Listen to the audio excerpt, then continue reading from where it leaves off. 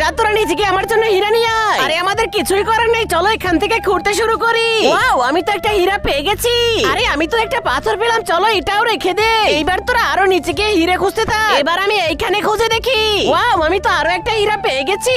আরে ওই মেয়েটা তো আরো দুইটা হীরা পেলো। এবার দেখি এখান থেকে করে কি পাই। আরে বাহ, আমি তো ডায়মন্ড পেয়েছি।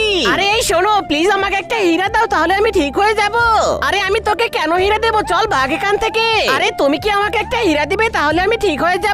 ঠিক আছে চল পুরি, এই না। আরে বাহ, আমি তো ঠিক হয়ে গেছি, অনেক অনেক ধন্যবাদ তোমাকে। আরে এবার তোদের উপরে আসার পালা। আরে তুই তো একটাও হীরা আনতে পারিস নি, যা আবার নিচে চলে যা। চলো এবার এখান থেকে ঘুরতে থাকি। আরে আরে আমার অক্সিজেন তো শেষ হয়ে গেল, কেউ আমাকে বাঁচাও। বাঁচতে হলে আগে ডায়মন্ড নিয়ে আয়। আরে এখন আমাকে কে বাঁচাবে?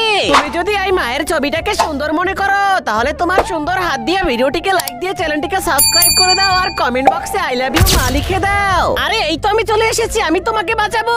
আরে আমাকেও বাঁচাও। আরে এ কি, আমি তো মরে গেলাম।